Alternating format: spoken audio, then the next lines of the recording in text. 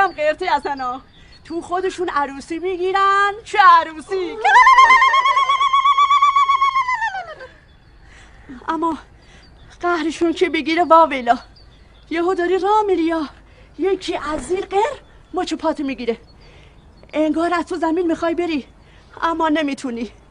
یه بار مچ پای من پیشونی سیاه گرفته بودن، اینقدر خودمو زدم جیغ و داد کردم، ول کردن رفتن تو آبنبار. همیشه زیر لب بسم الله بگین. میگم شاید پاتون به یه سنگی جای گیر کرده. شما چیزی شنیدین به اسم عروس کشون؟ عروس کشون؟ بله، چندین ساله که شب عروسی ها عروسای اینجا یهو ناپدید میشن. جنازه یکیشون هم لب رودخونه پیدا کردن. آخه جنا عروس و خوشگل خیلی دوست دارم.